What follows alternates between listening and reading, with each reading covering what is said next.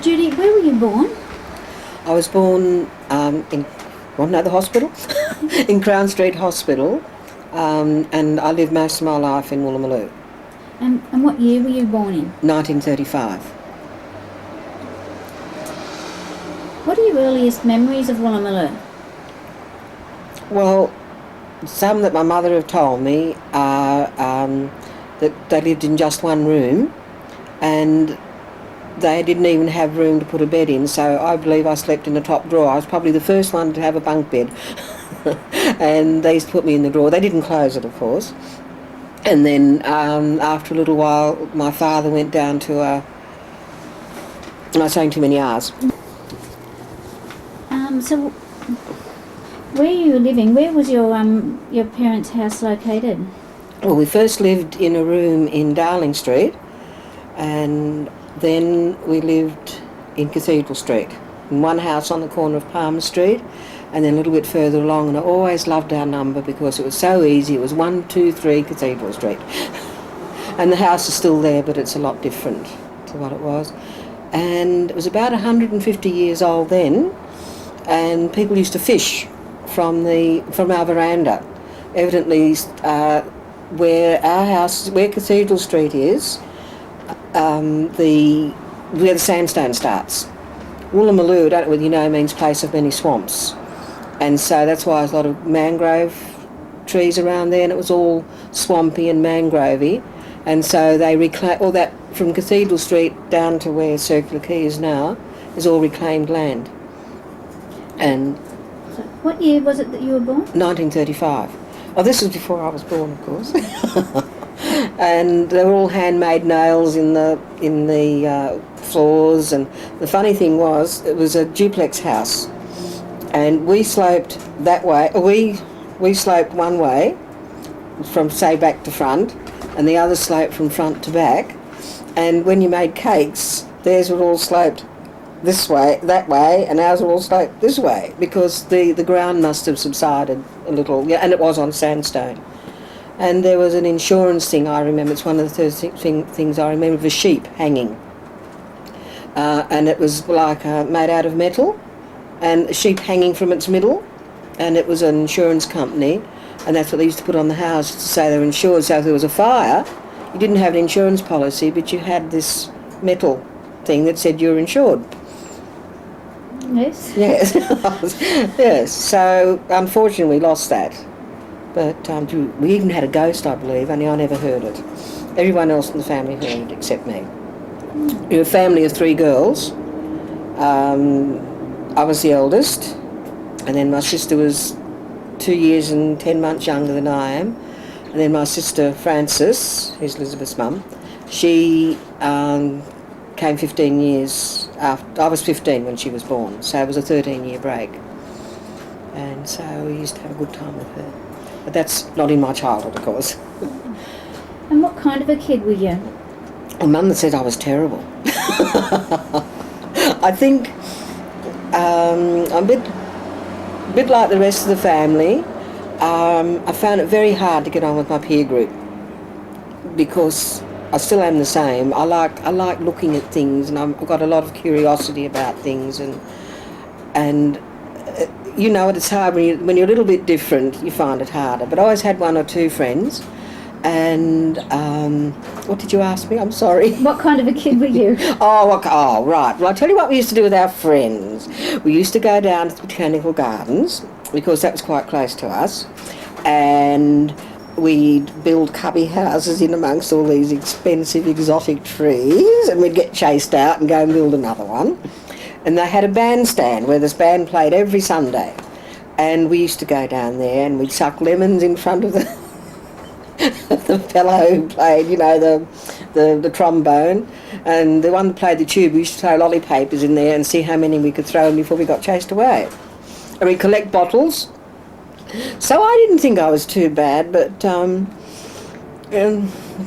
Mum says I was a bit of a trouble. I lived in a world of books, actually. When I think about it, even though we did those things, from the time, Mum said, from the time I was 2, I'd always have a book under my arm. even though it was upside down. And I could read by the time I went to school. And then I just used to live in a world of books. So until I was about 13, that's about all I can really remember as a big thing. On the bottom of my pillowcase every Christmas there'd be a box of chocolates and some books. I'd look at everything else, that was nice, but then you didn't see me for the rest of the day. So I wouldn't know really what time. I would say I was a very interesting child. Very much like Elizabeth. And she's cleverer than I am. Well, how would you describe your family?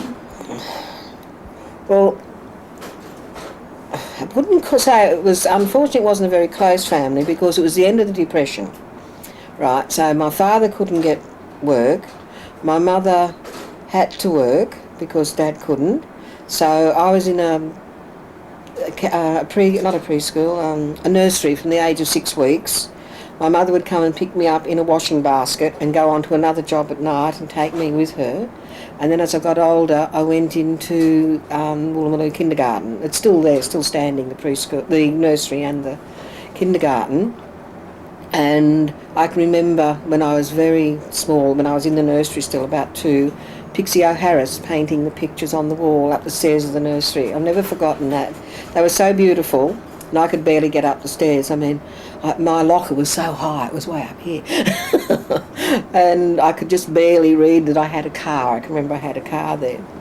And I just felt so tiny. I can see myself doing that, you know. But I do remember Pixie O'Harris painting these pictures of fairies on the wall.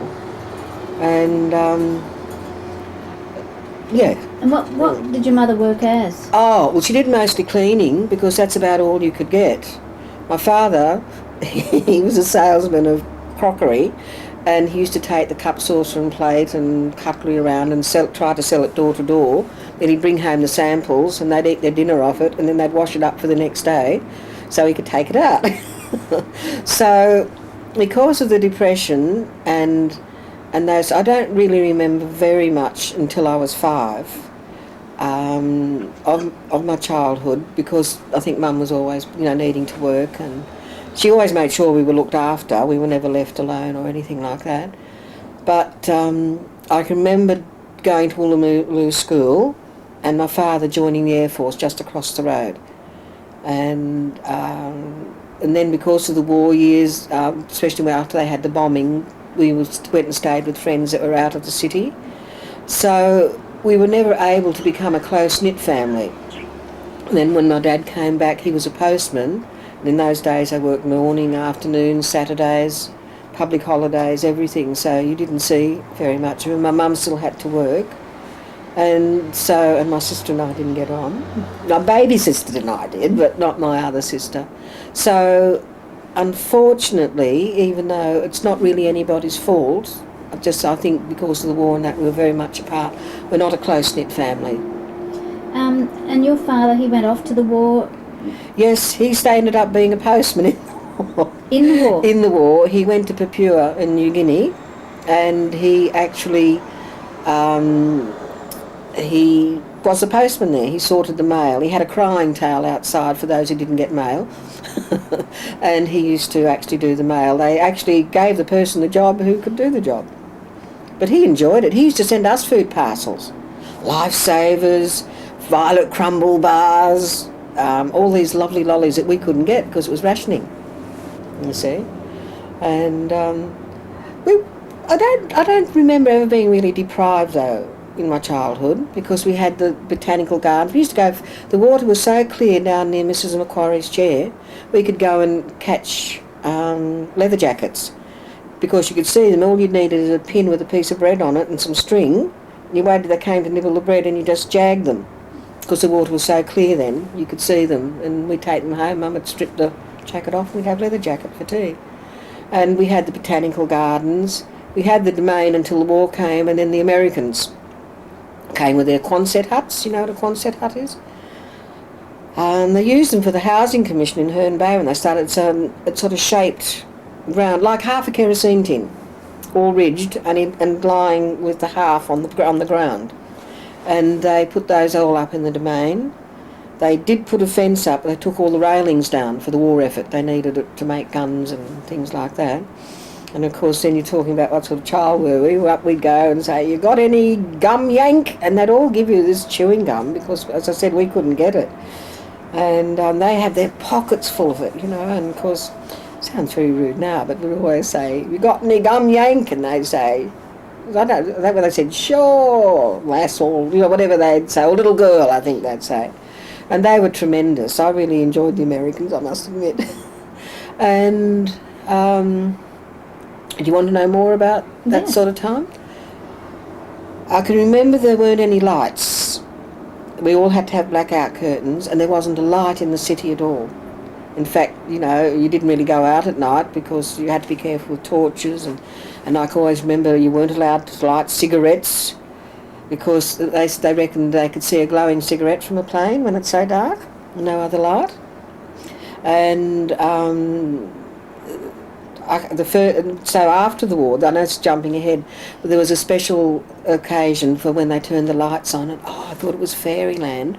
And I always wanted to live on the other side of the harbour, because when I looked across there, they had red lights and blue lights and yellow lights, and they had all coloured lights, and we only had white. It wasn't until years and years later that I found out that it was all the neon signs and things just looked like coloured street lights to me.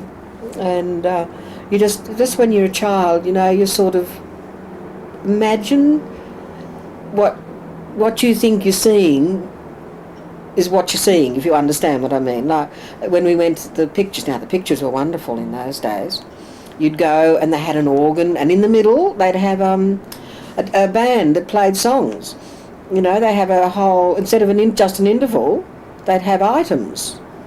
And that was really good. They'd rise up from the ground, the whole band there playing and everything, and the organ had all these little coloured bars along, you know, that you press to go down. And I always used to say, Mum, why can't I have one of those chocolates? Because I thought they were all chocolates that he was selling up there. So, you know, we had a really good time. We used to get wooden boxes from the grocery store. And we'd build cubby houses, you know, only about so high, and put blankets all over the top. If we'd have rooms, we'd have to crawl all the way through. Or we'd make a caravan. We had an old rocking horse. We'd put that up and we'd travel around the world. Yeah. And then our bathroom was actually in the backyard. I would say our house was built without a backyard.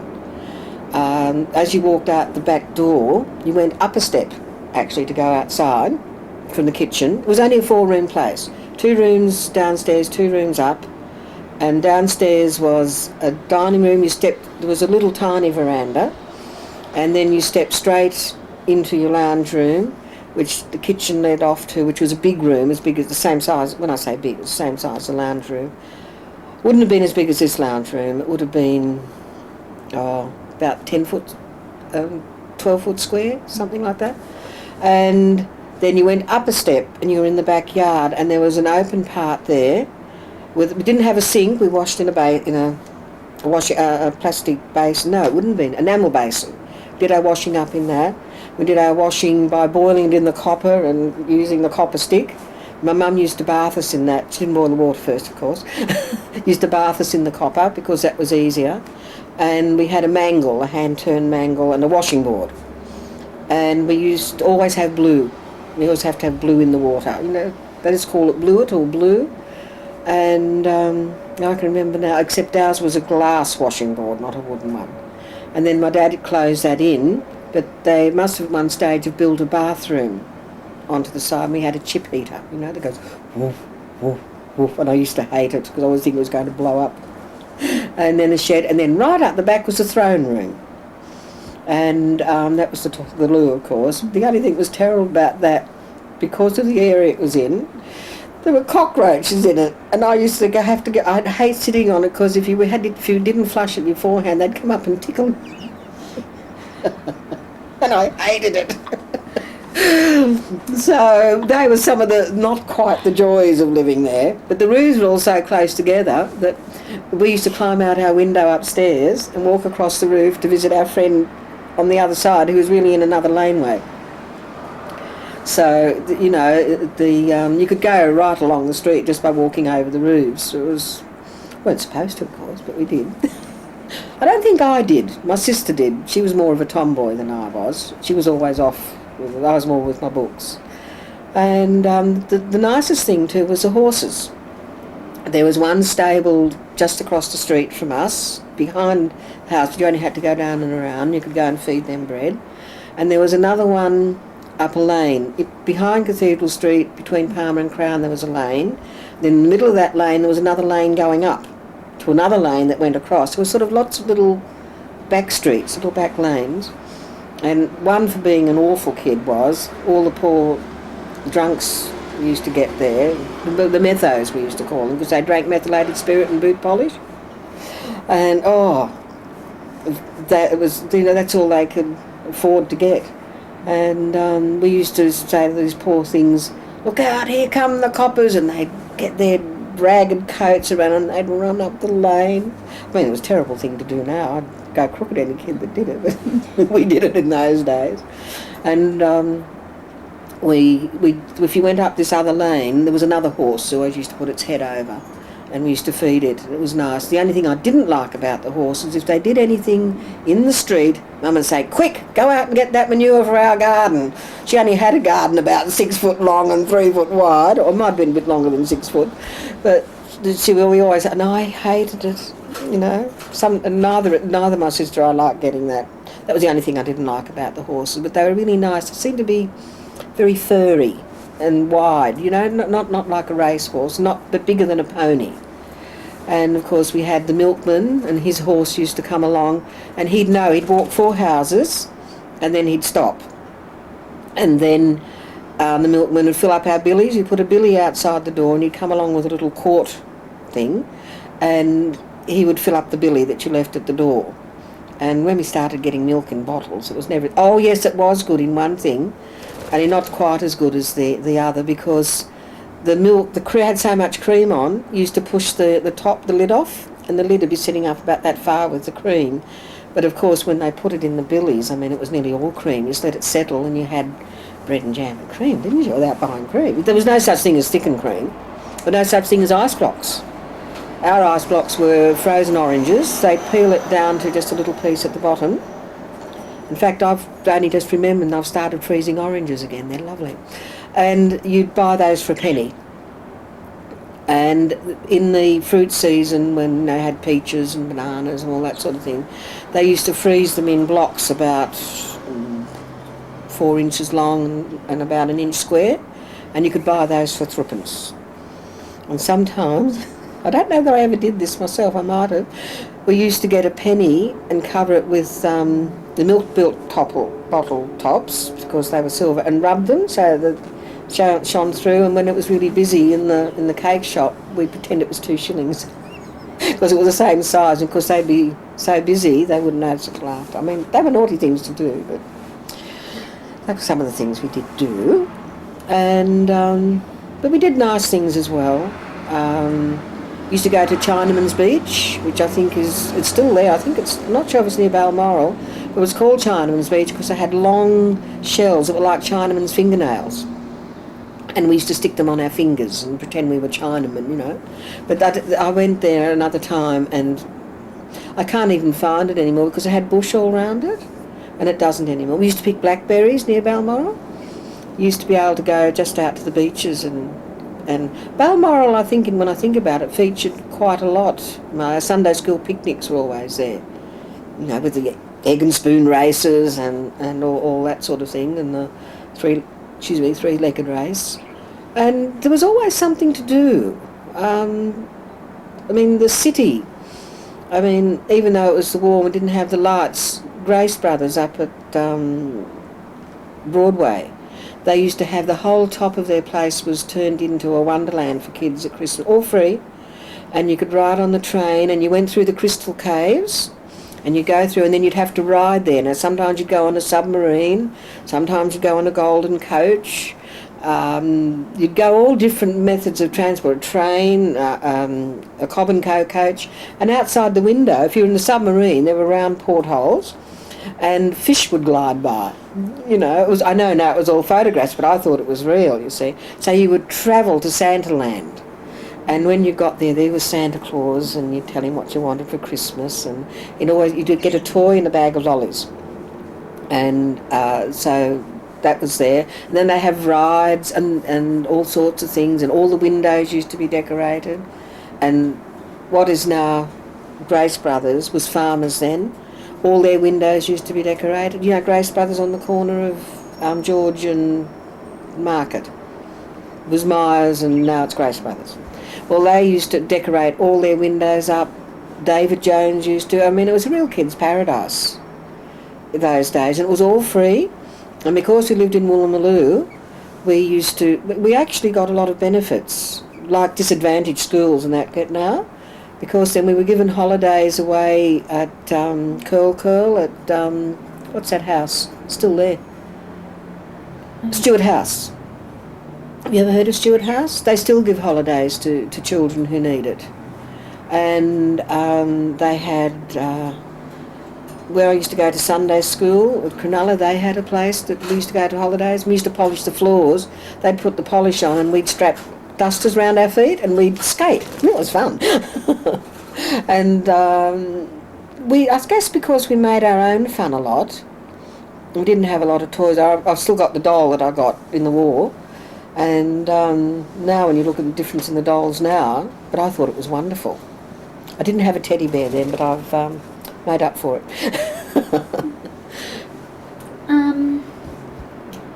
How far were you allowed to roam? Were you free from what age to wander around Well, the I city? can remember I can't remember a time when we weren't allowed to wander around. There's still there called the Phillip Park Craft and Library. Phillip Park Library and Craft, I think it's called. And at Phillip Park, it used to be next door to the Blind Society. But it's not, Blind Society's not there now. So do you know where Phillip Park is? It's not very far from St Mary's Cathedral. It's more or less across the road from there. And they had lots of crafts for children, and you could go there after school and during the holidays. And of course they had a library, didn't it? And I was allowed to take out the encyclopedias, wasn't I? Arthur Mees, one at a time. Not everybody was allowed to do that. Who ran that? I think, it was run especially by a woman, so I went there from the time I was 4. I can't remember her name now, but I think it must be council run or something. I don't think it's privately run, but I should find out, I guess, because it is still there. And they used to have a stage and we'd put on plays and we were allowed to paint the wooden walls and we did pottery and we did painting and it was wonderful. Really. And would your parents have to pay for that? No, it was free. And I went there from the time I was 4 until I was 16, until I sort of left school. Was that sort of after school and in the holidays? Yes, and I think even before school if your parents went to work. And was there any sort of Supervision? Is that what you mean? moral thing? Was it run by a church group or? Don't know. It was just always there. I've never thought to ask. All I remember is the librarian's name was Mrs. Lightfoot. And I thought she was old then, but I think she was really only 60. But that was the best thing in the whole area. Plus the domain on Sundays. They really did stand up on soapboxes and spout all sorts of things. You heard everything from communism to salvation to whatever was anything really, and it was really good. Anyone could go up there and stand on a soapbox and say what they like they do over in the Domain in England. And there was the trees there, and I believe the trees over the road now are the same, and we used to call them vinegarberry trees. And it's a sort of an oval fruit with a big stone in it, like a prune stone, and when you peel off the skin, suck them, they're just a slightly sour sweet taste. And I tried one the other day and I didn't die, so it must be the same one. And so that's what we used to do a lot of. Oh, and there were swings up there in Robbie Burns' Rose Garden. And that was another thing that we used to do, was a fellow used to demonstrate how to do somersaults, right? And all the money used to fall out of his pocket into the sand, so we'd wait till he'd gone. And I think it's because there was so much lack of money, we didn't actually think of it as stealing. then. I mean, now, of course, yes, I don't think it's good, but that's what we did. But even though we're allowed to roam, well, there were problems with men trying to pick you up in cars. From what age? From quite an early age. My mum never knew about it, actually. We never told her. What, 8, 9? Younger. 5? I would say from about that, yeah. And we used to have problems with that fellow that used to turn over the somersaults, because then he'd say, oh, let me give you a lift up, you know, so you can imagine. And we didn't think of it of anything. I mean, with that one, but there were people who sort of flashed themselves, and I think I'm glad I've had the Lord with me all the time, even though I didn't know him then, because I could have got into a lot of trouble, and other children too. Did people from other areas cruise that area because it was viewed as a slum area? A slum area to pick up kids? Well, no. Well, yes and no. Some of the people lived in the area, in some units sort of not very far from where the eye hospital is now. When I say units, they weren't called units then, they were flats or something, just on the corner of, it was Sir John Young Crescent, I think, just opposite where the Domain parking station is. And they were just rooms. And yes, then we had a lot of, we didn't think anything. They'd say, oh, I'd read you a story or come up and I'll give you threepence, and you'd just sit on their knee or something. Nothing really terrible. I mean, now I know the danger, but I didn't at that time. And my mum said she never knew that I even did that. And I guess I didn't tell her. I suppose we didn't. It was a very rough area. I mean, I can remember looking from my veranda. There was a hotel on every corner, and there was a woman who was drunk, and she had her leg in plaster, but the whole leg, and she was holding it straight out, and she was on her crutches turning round and round and round and bowling over everybody with a plastered leg. I mean, it was just so funny to see. So I was really used to drunks and everything. I mean, they were just part of my life. I never really thought they were terrible or horrible, and even now I feel sorry for them. I don't get disgusted. I think that's because that's how I grew up. And there were always corner shops, and yes, we did run the streets, because there wasn't any really, when I say we ran the streets, we used to go to the Domain or into the park, but there wasn't any real danger, like of being taken away and really molested. There was just that slight so if you went up to one of these men's room and they read you a story, you were unaware. I didn't realise until I was grown up what was really had been happening, except for the ones that used to pull up in the cars and say to get in, and we all knew better than to get into somebody's car, and I think they would cruise. See, we went to the Girl Guides too. I went there from about 10. And that was a wonderful thing to have, because then there were a lot of birds in the city, and we learned about the birds, and we used to go on bush hikes and light fires, and this school at Cheltenham had all these wonderful girls, and this one at Strathfield had all these wonderful girls with badges all over their arms, and we just thought they were snobs. That's true, but they were really being very nice, and they were coming down to sort of, I suppose it was their good deeds. But we didn't look at it that way at that time, you know. Did you ever visit the art gallery? Yes, but I can't. Oh, we used to sit on the lines and try and climb up on the man on the horse, and some of us did manage to get up there. And we did go into the art gallery, but as a memory, all I remember that there were very big pictures there, you know, huge pictures. There was nothing that, I think we just went there to go because it was close by. Museum I went to a lot. I like the museum better because of all the animals and the dioramas and things like that. And was the art gallery? It wasn't as big as it is now. And was it a dark sort of building? Was it less interesting? I don't know. I thought it was interesting. Of course, I got to remember then that we didn't have a great big highway running through the middle. Let's see, the Domain was just a very very narrow street with hardly any traffic going along it. You know where the Carl Expressway is now? That was just a very narrow road, where you crossed over and went through into the domain down this lovely long path with all flowers and bushes, and it was like being in the country. Couldn't see any buildings or anything. And because it was all trees where the parking station is now, we're all after the Americans went. It was made back into a park again, so it was just all trees and park, and just walked across a little road just past the art gallery. And if we kept walking, if you went the art gallery way, you'd come to the swimming pool. I think they've just changed the name. It used to be called Boy something. Charlton. Yes, because he was a famous swimmer and he used to train there. And then you'd walk on, you'd come to Mrs. Macquarie's chair. And then if you went straight across, you walked into the botanical gardens themselves, which is nothing like it. They had an aviary there, birds. It was really lovely then. And they had a big wishing tree, but it got a big fir tree. It was a wishing tree, and you had to skip round it 3 times and make a wish. But it became rotten, and they had to take it away. So they put another tree there before that happened. It was planted in 1935, so I always said that was my tree. It was planted the year I was born.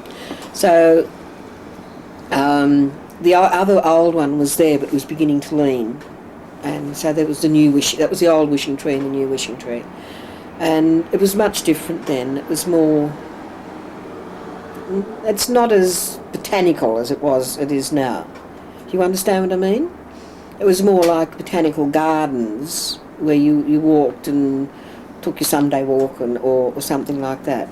Where now it's more glass.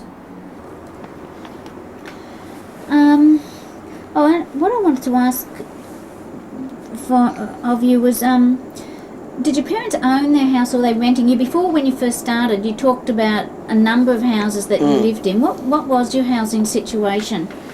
Well, they didn't have the money to buy a house, right?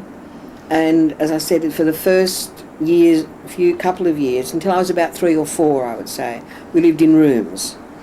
I think I can tell you this bit. My dad made this cot, as I started to tell you before, out of lumber, wood from for making coffins from an undertaker. He made this wonderful cot. And they ran out of money. Because she only got something like £1 a week and had to pay 13 and 6 for rent for one room. And so one night they had to do a flit. So they put me in the cot. So I must have been young, because before my sister was born, and all their possessions, which fitted in the cot, and they sneaked down the stairs with the cot to another place. And they lived there. And then they were in a house that they shared with somebody. That was on the corner of Palmer and Cathedral. And then when I was 5, we moved to 123 Cathedral Street. And I lived there till I was 22. Now, sorry, I've lost the train of my thought again. Well, talking about your housing. Then that we rented. I don't know how much you paid for it. I didn't. In those days, children were seen and not heard. You weren't allowed to speak at the table.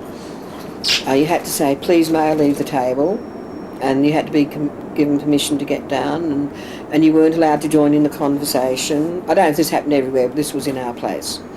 And you had to help with the housework because Mum worked, and the ironing, and we always thought we were very hard done by, but looking back on it, Mum needed the help, in hindsight. And no one else does cleaning and ironing and all that sort of thing. And so we rented it, but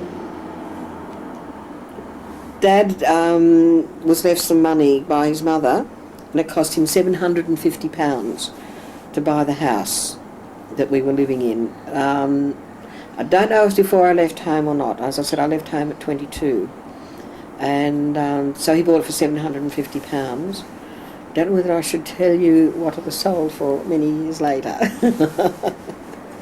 But it had increased quite a bit. What sort of man was your father? I didn't get on terribly well with him. I was the firstborn. I don't know whether he expected more of me or because he was away in the war so much. It's a bit difficult to say. I would just say we didn't get on very well.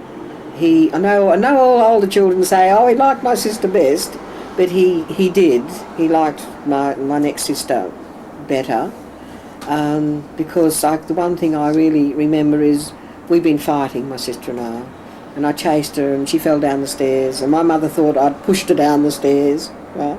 And because they're little narrow, you know, in those old houses, they're little narrow stairs, and I got a belting, which was fair enough, but I didn't cry. And while all I'm getting the belting, my sister's saying, no, don't hit me, don't hit me, don't hit me. And my father thought it was her getting the belting. He came out and gave me another belting. She missed out altogether. But no, I would say I didn't really, I wanted to get on with him, but I couldn't really. I don't know why, really. I got on sort of better with my mum, but I was a very willful, rebellious sort of child at that time, with quite a bad temper, going back to, see, I'm remembering now. And I think it was a sort of a defence, like, I don't care. You know, it was a defence, and that's why I lived in books. It was, even though we had fun, and I don't look back on my childhood in a bad way, in some aspects I was a loner. What sort of woman was she? My mum, very hard-working, she still is. She really loved us, but I think because there was so much pressure from my father,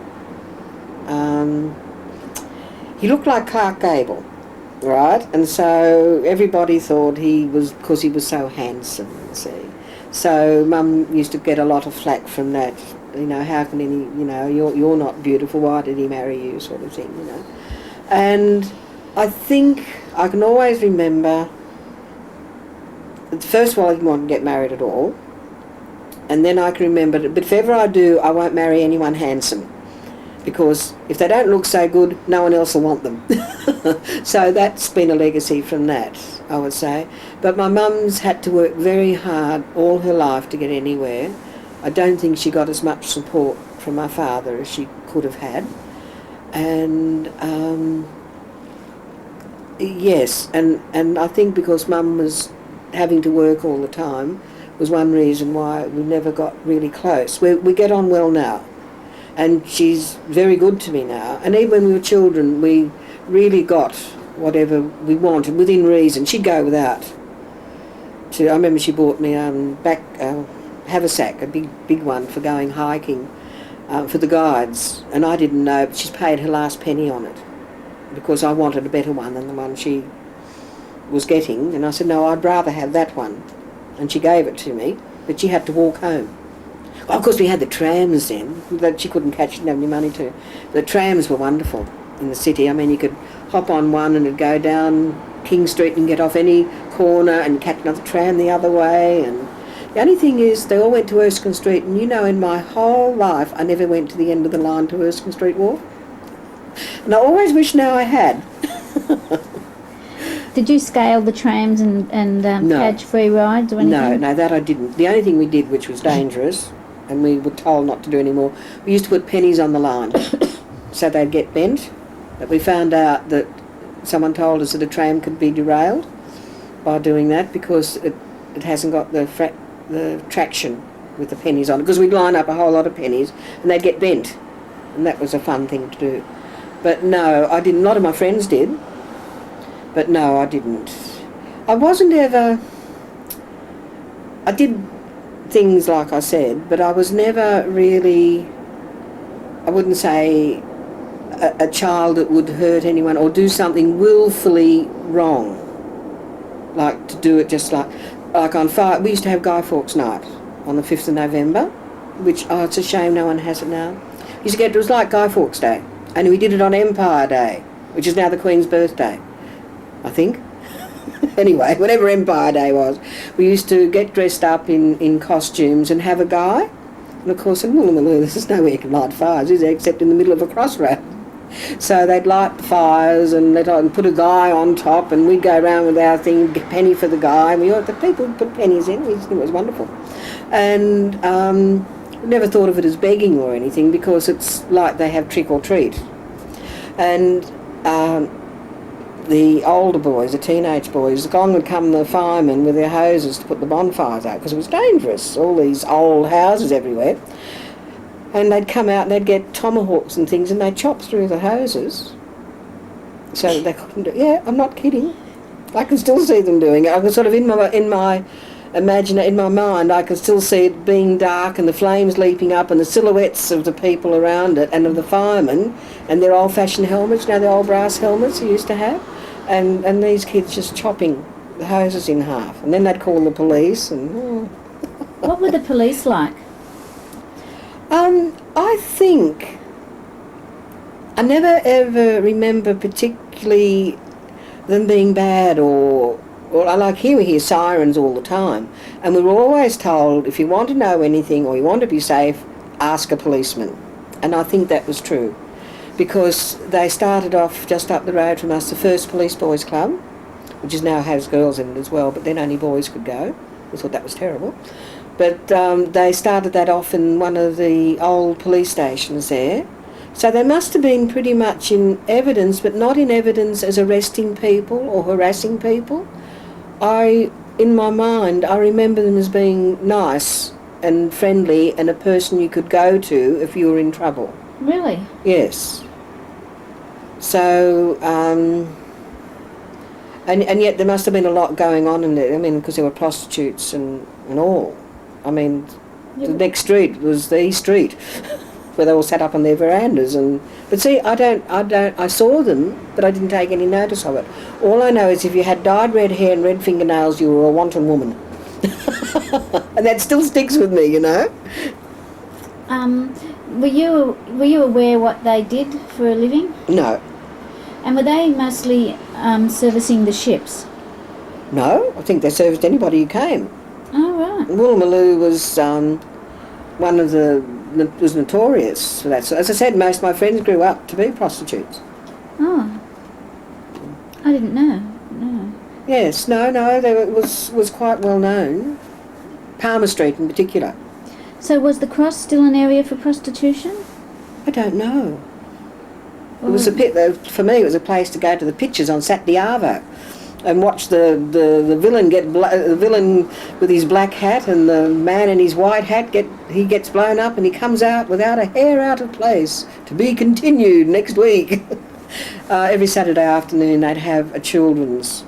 Just children would go. You know, we'd scream and stamp our feet on the wooden floor and cheer for the hero and boo the villain. Oh, it was wonderful. They weren't silent movies, but they were real old, like Tom Mix and things. And yes, we did roll Jaffas down the aisle and get penny. We used to get sixpence and it cost threepence to get in and we had threepence to spend. And that was enough for an ice cream and probably either columbines, which are very much like, what are fantails? I think we got fantails then as well, and Jaffas, and chips, and the one thing, and they were always Smith. You always used to go and ask for a packet of Smiths, because that was the only chips there were. They weren't all the Ruffles and things like. They only had Smiths, and they were unsalted, and in the bag was a little twist of paper with salt in it, and you either salted it or not salted it as you wanted to. So you used to put the salt in, and then you twist the top of the bag and turn it upside down and shake it to salt them, so they weren't impregnated with salt, just what you wanted to put on. And you could buy ice cream cones. There was a boy who used to come round and he'd have a tray with all holes in it, with the choc top cones in it. And you could also buy ice cream buckets, little ones. We usually got those because they were cheaper than the choc top ones. Only sold chocolates, and you could eat, when you went to the pictures then, not the Saturday afternoon one, but when you went to the pictures there were 2 shows, you'd be away 4 hours. So you'd take your lunch, and you'd eat your lunch in there, you know, a packet of sandwiches and some fruit, and you'd sit there and watch the pictures. And the best thing they had was the newsreels. You know where the State Theatre is now? Well, next door to there is they've got now the box office. Well, that used to be the State Newsreel Theatre, and it was continuous. Never stopped. Don't know if it stopped at midnight or anything, but you'd go in, say, and you were in the middle of something, and you'd stay right through until you came back to where you came in, and then you went out. So people were coming in and out all the time. They just ran it used to be about an hour and a half program, or an hour, because you could fill in an hour, while while you were shopping or waiting for your mum or something, because it was quite safe. And they used to have cartoons and shorts and newsreels. So that was really good because you could, well, somewhere to go, while you were waiting. What sort of reputation did Woolloomooloo have? I mean, what sort of neighbourhood was it? Well, it didn't have a good reputation. We caught a lot of flack as children. One thing too, it was a very predominant Catholic area, and I think my family was the only Protestant family in the area. They all went to St Mary's School, and of course you'd go, they say, I suppose I can say it, you can always cut it out later, can't you? They'd say, Protestants go to hell, and whatever it is, and then we'd say, "Oh Mary, full of grace, go and wash your dirty face." So we were just as bad. And yet we'd say those things to each other, but I can't ever remember being really bad friends. I think it was just a rivalry thing. And I didn't notice it too much when I went to Woolloomooloo school. I've got a picture somewhere. We looked like a bunch of ruffians. With these caps the boys had? It looks like a fatty fin. They all look like criminals. I mean, they weren't. It was just the way they were dressed, and I suppose some of them were. But I went to Darlinghurst School after that, and that was still okay. But it was when I went to high school. I went to, it's not there anymore, it's part of the museum. See, they turned it into a museum after I left. It was children, girls from high school came from all over. And that's when I found out about sort of snobbery and being in Woolloomooloo. I mean, that was the pits, as they say, whatever it is they say now. So yes, I found it then. But was it a sort of a residential area? You mentioned the prostitutes. Yes. Would they be living? They'd be running brothels then, rather than girls in the street. Yes, they used to sit on the verandas. See, they were sort of terrace houses. And I remember seeing them, but I didn't know who they were. And did they have children and families and what have you? Or I don't know. All right, so you weren't mixing with their kids or anything? No, see, as I said,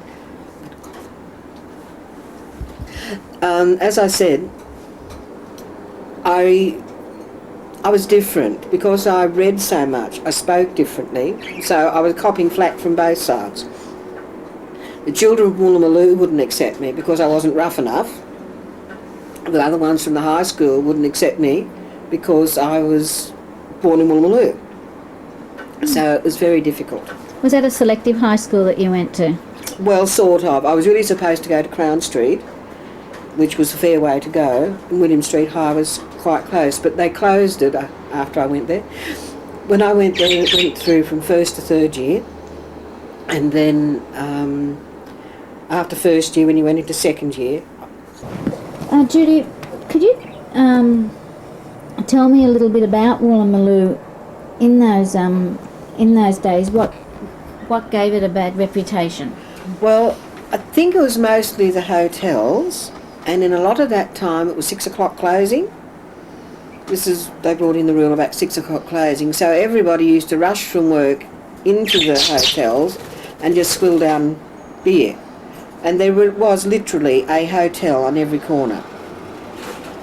In Cathedral Street itself there was 1, 2, 3, 4, 5, 6, 7 hotels. That's just in Cathedral Street. That wasn't any further down, there were others, but that was just there.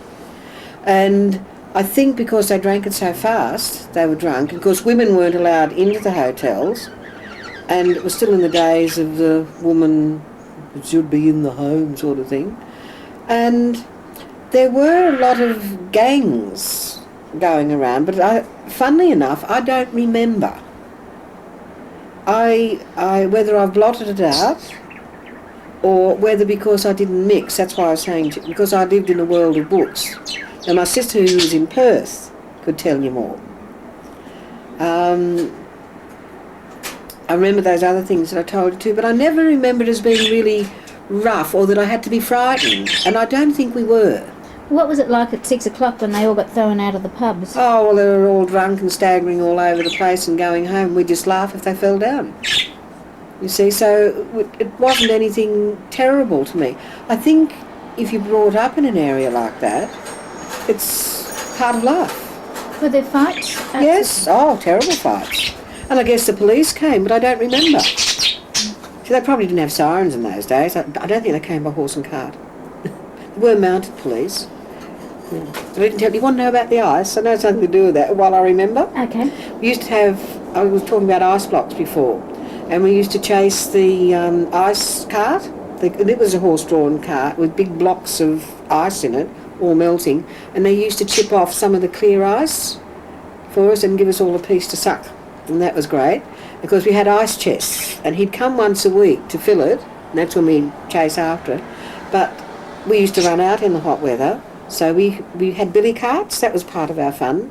You know what a billy cart is? Yes. Well, we built our own billy cart, and my sister would pull me down in the billy cart to the old finger wharves down at Woolloomooloo, and there was an ice factory, whatever you call it there. They used to make the ice there, and then we get the big block of ice, put it in the billy cart, or they'd put it in, and then we put a hessian bag over it, and she'd sit on the ice, and I'd pull her back. So we often had to do that in the summer. It was not a long way, but it seemed a fair way in those days. But I suppose it was really only 10, 15 minutes there and 10 and 15 minutes back. But we used to love going because we could go into the ice house and it was so nice and cold. So I remember that. What was it that brought your parents to that area? Well, my mum had lived in the King's Cross area or as low as Lower Potts Point. There's a difference. Lower Potts Point was posh. King's Crossing was a little bit better, and Woolloomooloo was the lowest. Because I always used to have a friend that teased me that she lived in Lower Potts Point. She only lived up a flight of stone steps. That was the only difference, really. She lived closer to the walls than I did. And I think it must have been cheaper in the inner city. Different now. Even in the days of when the first settlement, the closer you lived to the water, the poorer you were. It's not that way now. When people first came to live in the rocks, it was Princess Street, that I was trying to think of. It was a higher level than the bridge. It's not there now, of course, the whole thing, that was where all the rich people lived. And the closer you got to the water, the poorer you were. And I would say that it was, our mum had lived there and she met my dad in the area, so I would say that it was an area they knew, and economics, and work. What sort of discipline was used in your family? We got buildings. With the and yelled at, I would say. buildings Didn't work. with what? Oh, whatever was at hand. I think that just everybody got belted. I don't think it was anything different in our family. I always swore I wouldn't discipline. If I had any children, I wouldn't, and I wouldn't yell at them. And I don't. I don't have children of my own, but with other children. My sister does. She's more quick off with the fist than I am, the one in from Perth. But I hated it so much, and I still can't stand rows. If anything on the television is they're having a row, or it's as an uproar of people, I have to turn it off. I just don't like it, and I hate people I like having rows. So that's been a legacy of that. But I think a lot of people row. There are always fights in the street, screaming fights, a lot of domestic fights, I would say, in the whole area. But again, it was part of life, I guess. It was as bird is. Were you expected to contribute toward the family in any way? I don't know if we were expected to, but we must have been in our way, in like everybody, because I worked after school in a delicatessen when I was about 12 or 13, cutting cheese, but there you had to take the muslin bag off it and cut it with a wire and everything like that. So, and I remember, well, Mum says I gave it all to her, I don't know.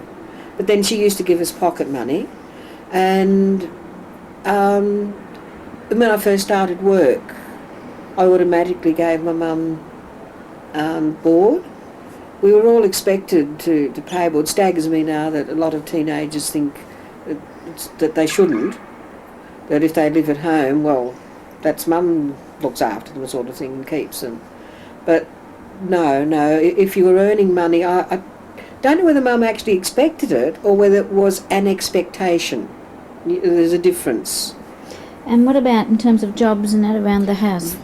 Oh yes, we had to help. As I said, we hated it. We had to help clean the house and polish the floors and blacken the steps. There was, the step was like a paint that dried very quickly, and we had a fuel stove for a little while. And we had to blacken that and polish the brass. There was a brass doorknob, and our 123 number was brass, so that all had to be done. But my sister and I did do it between us, and help with the ironing, and we must have helped a bit with the washing.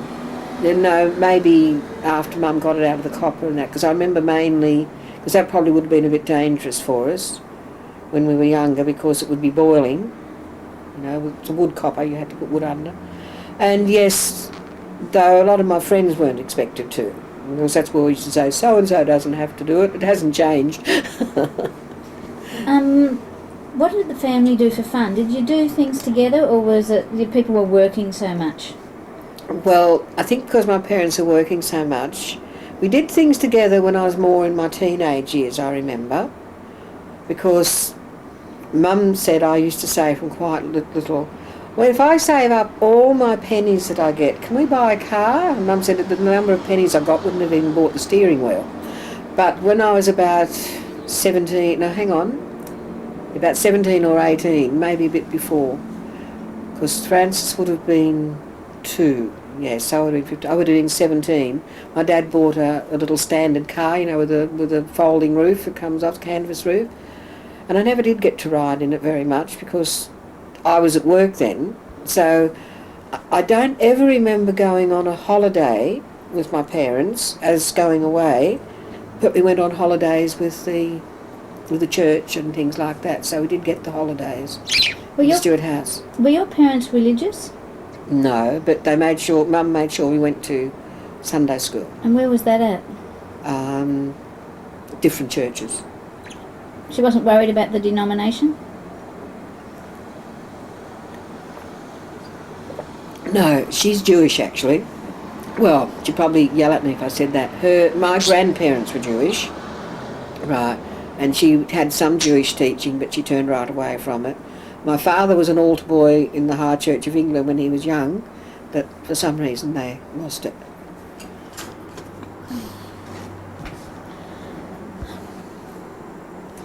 You know how you said you went on holidays at Stewart House? Who organised that? Well, it was done through the school, still is. We used to collect rags, and they'd sell the rags, and the money then supported children from the city who needed a holiday. Waverley was a bit of a sick. It's still there. It's at Curl. And you don't know who ran it? No. Whether it was run by the council or just people from a church or not, I don't know. And you went most years? You were only supposed to go once to there because there were so many children to get through. It was lovely because you could hear the surf pounding on the beach. And they not only didn't have double bunks here, they had triple bunks. And I used to sleep on the top one. I was able to get up there in those days. And I loved it. How often did you go? I only went twice, with about 3 years in between. It was supposed to be for children who, I think it still is, who are a bit sickly, need a bit of a holiday by the sea and things like that. Really in Woolloomooloo, we were near the water anyway, and everything else. But I did manage to go. I was asked to go. You had to be chosen to go. You didn't just go. Yeah. Did your parents like their employment? I don't know. It sounds silly. I don't know. I shouldn't imagine my mum would have liked working such long hours and cleaning and all that sort of thing, but she was good at it. She was always called a treasure. Like whenever she worked for anybody, no one ever wanted to let her go. Did she sort of work in thing. private homes or businesses? Yes, mostly private homes. She did work in farmers in the canteen, or David Jones, I can't remember, one of those two. She always had a good reputation. That's one thing I remember from my childhood, actually. They went on strike. I think it was farmers. They went on strike in the cafeteria, and she hadn't actually joined the union. It wasn't compulsory then. And she went and worked because she said she had to, didn't get much from the Air Force. It was a very small amount to getting, and no wage coming in. So she had to work to support us. And so she went back to work, and of course she had to get through picket lines, and they had to have people to protect her and everything like that. And I can remember not knowing what it was. There used to be scab written in chalk in big letters in front of our house. And I always used to say to her, Mum, what's that mean? You know, like this fellow used to write eternity everywhere. And did you know about him? Other states. Hmm? Yeah. You know about him, yes. Well, he used to write eternity in chalk everywhere. Well, I always thought it was something like that scabs meant were the initials for something. But Mum wouldn't tell me what it was. It was because she was working when the others were on strike. And did you see eternity written around Oh, the place? yes, all over the place. And did you see Arthur Stace? Well, if that's who it was, yes, I used to see him writing it. But I didn't know who it was. And what was he like? Did you ever speak to him? I can't really remember. I think he was old. I seem to remember him being old and wearing dark clothes. That's in my mind. I can't remember a face or anything, but I can remember him writing his eternity, and he used to write a big E, then the T-E-R-N, and then the Y used to swoop right back and round. The actual eternity I remember more, and I saw that more than the person. I think once it's B. Miles that I saw most. She was the character when I was a child. What was the view of, I think that's his name, I'm not sure if we've got his name right, to Arthur someone. Anyway, what was the view of locals of this guy going around writing eternity on the ground? I think everyone just thought he was one of the nuts that hang around the place. And did he take a long time to write it, and did he write it carefully? Or Yes, he wrote it very carefully. Yes, yeah, I remember that. See, when I say one of the nuts running around, we used to have the cat's meat lady. We used to wear a beret pulled right down to here, you know, covered her ears and everything. She didn't have much money, but she always used to go and buy meat from the butcher, you know, it's like scraps, and she'd feed the cats, and cats would come from everywhere, so we called her the cat's meat lady. Was she the Catwoman of Woolloomooloo? Yes. I knew her, I know her, and she used to wear a long black coat. I think it was black or dark brown, and this beret pulled right down. She wasn't very tall. I don't know whether she's thinnish or not, because she used to wear a lot of jumpers underneath this coat. And she always used to have this bag of meat going, calling, puss, puss, puss, and they'd come from everywhere. Cats, you know, about 50 of them would come at a time. Judy, you were telling me about the Catwoman. We called her the cat's meat lady. And did you get before how she was dressed, or do you want me to tell you that again? No, I got that. Oh, right. Well, she used to come every day without fail. And she would have it was wrapped up in paper, because they didn't have plastic bags then. So it'd be wrapped up in butcher's paper. Yes, in butcher's paper. And she would just come and call, puss, puss, and the cats would start to come before she actually arrived. She'd come the same time every day to our area, but she used to go right round Woolloomooloo, and where she used to come was just on the corner of our street. And the cats used to come from everywhere. They were all strays, they didn't belong to anyone that I could see, and if she hadn't fed them they would have starved, but she spent any money she had, because there wasn't the pension or anything then, but any money that she managed to get, she used to sometimes beg for money, she spent it on meat for the cats, and it was good mincemeat, it wasn't just scraps, I remember. Where did she live? Don't know, I don't think she lived anywhere, I don't think she had a home. Was she a derelict? Yes, I would say she probably lived in St James Station, you know, and they used to live there, sometimes under the bridge in Rushcutters Bay. How do you know that? Because a lot of derelict people did, and she never appeared to have a home. She was dressed like the people who didn't have a house. You understand? Did she have a trolley or something with all her worldly belongings in it? No, because there weren't trolleys then. They What didn't bags? even... Yeah, no, she used to have a big black bag that she hung over her arm. And that was the cat. And she only ever used to come with the cat's meat, and she'd tear a hole in the paper and she'd throw a bit down to them. But she didn't use it all there. Then she would go somewhere else. Did she ever talk to the kids? No, I think we were a bit mean to her, actually. What would you do? Oh, we'd jeer at it, cat's meat lady, cat's meat lady. Kids are terrible, I know. Was she old when you knew her? Well, I remember her as being old, but that doesn't mean to say she was.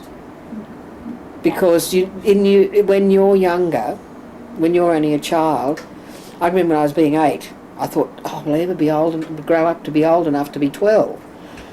And when I was 15, I thought by the time I'm 15, by the time I'm 30, Frances will be 15, I'll be too old to even play with a dog.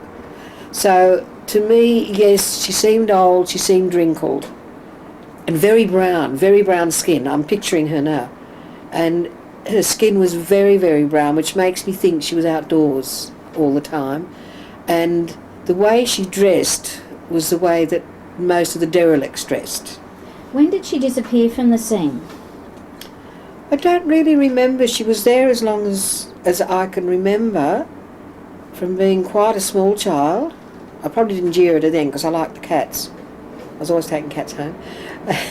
And I think it's just when you're in a group of children you tend to jeer at her. I don't know that I did it all the time because I really liked her because she fed the cats. And when you say, did she talk to the children? Yes, I think she did. If you liked her cats, yes. Yes, I think, but not a lot. She didn't talk a lot. She never talked to adults at all. Did she have any friends in the neighbourhood? Not that I know of. And did she talk like she was... Sorry about the buzzers. It's the A&A Hotel up the top. Did she talk like she was crazy or... No, she didn't speak like she was crazy. I wouldn't say she was very cultured, but she wasn't very broad Australian either. Like she might not have been born an Australian. She might have been English and come out here. And why? That's just how I always had the impression she didn't have a home to go to because she always had this bag and she had so many clothes on. I think she wore all her clothes. Mm-hmm. I can remember that. And big boots on her feet. You also mentioned being Miles. Mm. What do you know about her? Well, I was always told that she was very intelligent and came from a good family, and that she was studying so hard for university and was being pushed that it overtaxed her mind. Now, I don't know that she was if she was crazy. She used to spout Shakespeare. She'd say, give me threepence or 2 shillings and I'll recite for you. And it was nearly always Shakespeare, and she'd go on and on and on about Shakespeare and poetry. So she had all that still in her head, but she always wore a white tennis cap, or the green, with the green bit around it, the tennis caps. Usually a long white dress, sometimes belted, sometimes not, but with buttons down it, and sand shoes.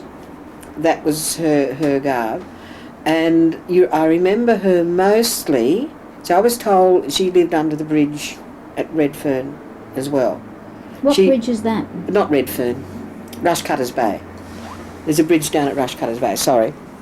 And a lot of people, but she used to sleep down there. I don't know what bridge it was, that was all I was told. But she used to go into the city on, we're going to say Bever Falls Corner, but it's now Woolworths, opposite the town hall. And the funniest thing was that she'd want to get into a taxi and she wouldn't pay. So you'd see all the taxi drivers, here comes B. Miles, and they're madly locking all their doors. And if someone up the back was reading the paper and hadn't noticed, she'd be in like a shot. And once she was in, there was no way you could get her out, no way. But there was one time she wanted to go to Perth. So she got into a cab, said, will you take me to Perth? And he said, wow, it's a bit far. And he says, I'll pay you over there and back. And I was there, and she pulled out this big wad of notes about that thick and paid him. I believe her family, who were rich, she had an allowance of some sort. So when I say she was crazy, she wasn't that crazy. She knew how to get a lift, and she would scale the trams. She would hop on the toast rack trams, not the ones where were sort of more modern, where you went inside, but the toast rack where the seats were across the tram and they had a running board. She would often scale those, and they'd chase, so she'd go out and on the other side, which was a bit dangerous if another tram was coming along. But she'd hop on and off as they were going, because they never went very fast when they were in the city. But Woolworths Corner was really her habitat in a way. That's where she spent most of her time. And what would she do there? Well, there she'd sort of beg for money, but she wouldn't take just money. She would always say something from Shakespeare or poetry or something like that. Swore like a trooper. Probably not as bad as some people today, but it was quite bad swearing then. And, well, I thought it was anyway. And it was very brusque. I don't think you would make a friend of her, because she didn't trust anyone and could be very frightening if she wanted to be, because she was very forceful. Was she big? Yes. I wouldn't say she was really fat, but she was well built, and she wasn't fat, if you understand what I mean. Probably well built is more like, I'd say. What age was she when you knew her? It's a bit hard to say, as I said again, because as a child you don't sort of think much of her. I would say she was probably in her 30s. Late 20s, early 30s. She wasn't old. Like, I can remember the cat's meat lady being brown and leathery and old. She didn't. She was quite smooth-faced. And no, not grey hair. Curly. Always with this eye shade on. Did she have any friends? Not that I know of. Did you ever talk to her? No, because I was frightened of her. Because if you did talk to her, she would tend to abuse you. But I don't know if she's like that with everybody or not. But she always thought someone was trying to get at her. And yet she he did drive her to Perth, by the way, and back. It was in the papers. You know that? Oh. It was in the papers. And I was there when she took out this big... She always had a big wad of money, but she wouldn't pay. But this time she did. She wanted to go to Perth for some reason, and she paid the fare there and back and gave him a tip of $100 or something on top of it. It was in the papers because he told everybody about it after. But I happened to be there when she got into the cab. Because I keep saying Bever Falls Corner because when you think about it, that's how I think about it, because that's what the name of the shop was. That's where Woolworths is now. Everyone used to meet on Bever Falls Corner because there were taxis there, the town hall was there. It was a central point to meet. And I think that's probably why she hung around there a lot. Used to see her sometimes in the Domain on a soapbox, but again, it would always be Shakespeare, she was saying. I think she could recite the whole works of Shakespeare. She had a phenomenal memory for that sort of thing, and the poetry, and she was very cluey up here, really, up in the mind, really, more than she would, even as you know how some people are mad but they're not? She might have just rejected society. Yes, I think that's more what it was. And but you couldn't budge her. And I know I used to be a bit frightened of her, where I was never frightened of the cat's meat lady or the fellow with Writing Eternity. Did you ever talk to him? No, I don't think so, but I don't remember frightening. I only remember seeing him once or twice, because I used to wonder who wrote this Eternity. And he was kneeling down doing it, and that's why I know he wrote it very carefully and slowly. And I don't remember speaking to him. I remember being told not to speak to B. Miles, I think. And I had seen how abusive she was to other people. And she'd knock you down too. So I think I was more frightened of her, even though it was amusing to see all the taxi drivers and that. It was funny. So even now it would be funny. Engendering this panic. Yes, I mean, they'd all you see them racing for the locks for all the cars, because if they weren't quick enough, the taxi, she was in. Because she'd sneak up, because she'd have sand shoes on, and you just wouldn't see her. hear her, I mean. Was her white dress usually white? Was she well Yes. kept? Yes. She wasn't, she wasn't well dressed, but she was clean. Where the cat's meat lady, I wouldn't have said was clean.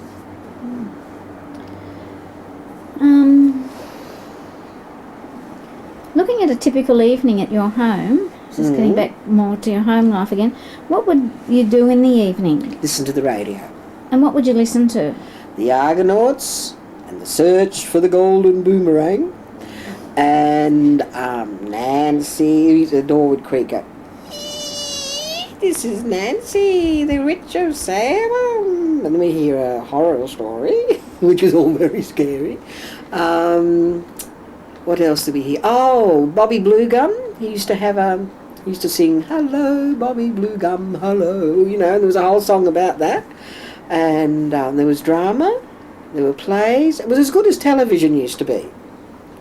Very, very little. There'd sometimes be, but they'd have sing-songs, and Dad and Dave, and Mo McCackey would be on, and all the... Oh, it was fascinating.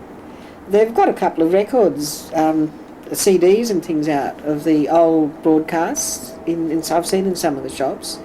And, of course, during the war, to hear the war news. They'd always broadcast what was happening. During the war, was there any concern or dread like that your father would be killed? I never thought about it, and I never knew anyone who had anyone that died. I mean, I must have known someone who had someone that... No, I won't say that. Didn't mean that, sorry. There was no one that I knew well who died in the war. So we don't have any relatives here, so it was only my father. Was your mother concerned for your father? I don't remember that she was. I think because he was in a fairly safe place. I mean, they did get bombed and strafed, but it wasn't like going into the war. He was really fairly safe.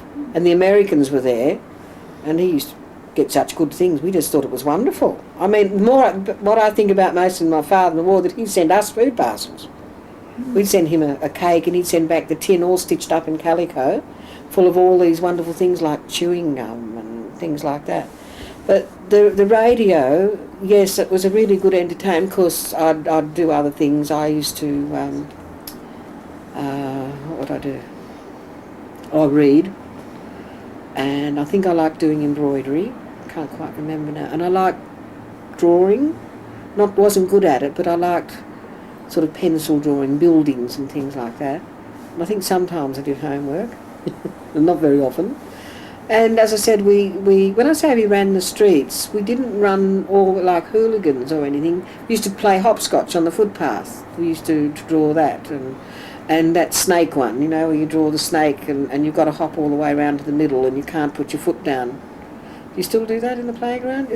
And you mark it off into squares, and it's like a big snake. Or a big, you know what I mean? Like a circle starting in and then going out and out and out, about that wide, with little lines drawn across and numbers in them, up to 100. So there were 100 squares, and you had to hop as far as you could without putting your foot down. You could put your foot down in the middle, and then you'd hop out. And of course skipping, and no over the garden wall, I let the baby fall. My mother came out and gave me a clout and sent me over the wall, and you turn the rope over, like...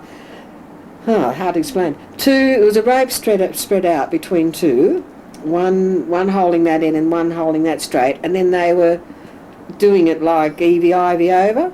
You know that one? Yeah. At the bottom, so you'd be skipping over that, and then you say, my mother came out and gave me a clout and sent me over the wall, and you'd put the straight bit over your head.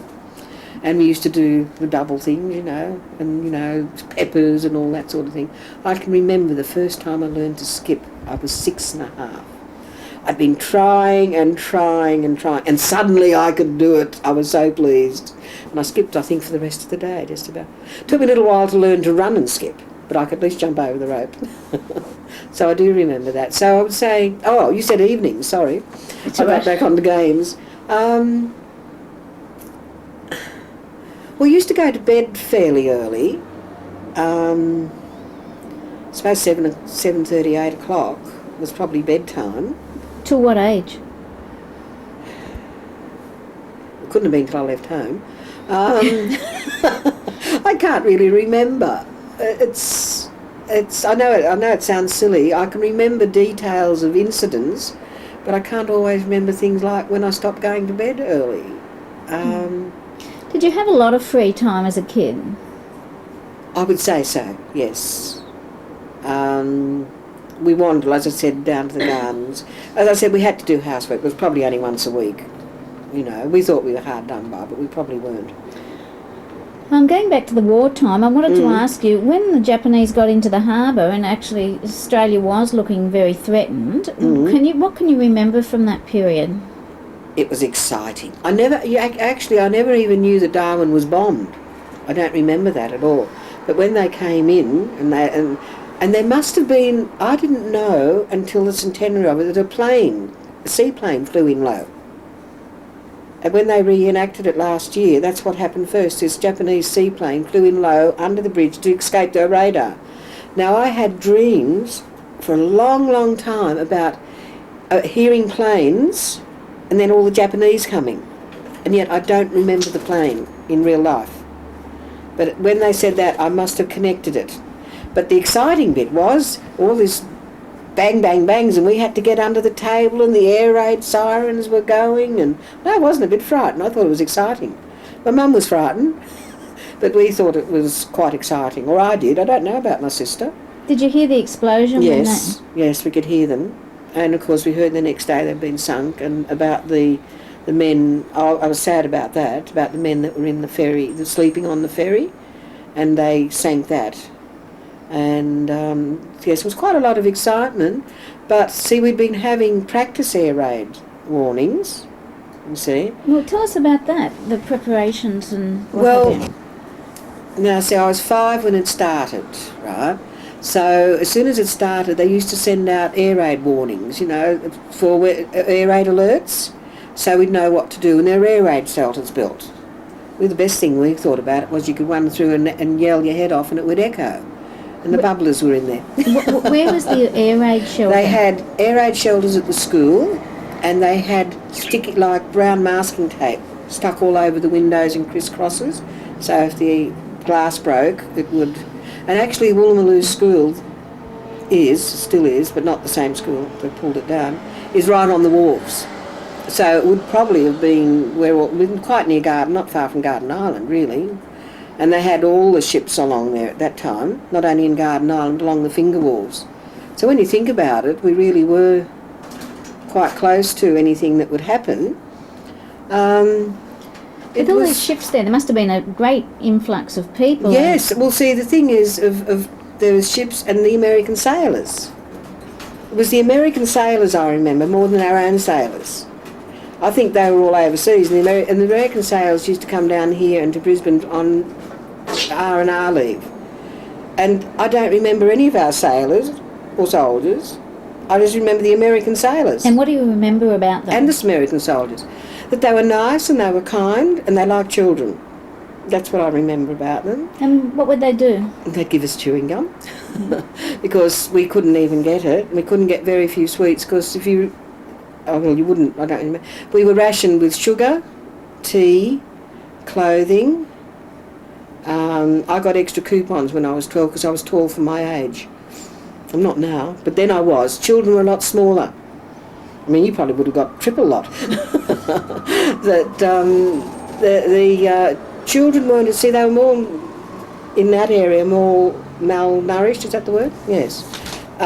We were given little bottles of milk, which they carried on for a long while, and they, I think sometimes even used to give us oranges or something because we didn't get the vitamins. And a lot of children had rickets. I didn't, but a lot of children did have rickets because their parents just didn't have money. I mean, our parents probably didn't have money, they'd probably go without to give to us. And but the submarine, you're talking about getting war, back to the Americans. The war, right? The Americans or the war? The Americans and the war. Right. Well, that was all part of it because we couldn't buy lollies of any sort. And that's what we craved. And they always had their pockets full for the kids. There's one... Did you have to do jobs for them or no, show them around? Or? No. They were just nice people that were there. They didn't try to exploit you like some of the locals? Or? No. no, not at all. They were just friendly, and I think they probably missed their own kids at home. And to them, and they would get off, and I mean, my mother invited a few home for meals too. You got them fireworks now, aren't you? What you get for coming to the Rocks. I think they often used to get invited into families just as a family friend. Because, I don't know why, ours didn't, though my mum had one friend who was actually Scottish, but he was out here with the army. I don't know which army. And most of ours were overseas. So whether the Americans were sent here for protection or not, I don't know. But that's what I remember of them, as being really nice, giving us chewing gum and lollies, which was a great thing then. And that a couple came to, that my mum gave meals to. And she might have gone out once or twice with them, you know, just to the pictures or something like that. And if ever they came, you know, they always had pockets full of stuff, so we thought they were wonderful. And they'd come down with Mum sometimes to pick us up from school, and they'd start taking, Mickey, I remember, he used to start taking chewing gum out of his pocket. He'd be inundated by kids, because they knew wherever they went that that's what we wanted, was chewing gum. Because they had different chewing gum. They had long sticks, we'd never seen that before. They have it here more now, but no, they were very nice, and I think they were nice all round, that I remember anyway. What else can you remember from the wartime?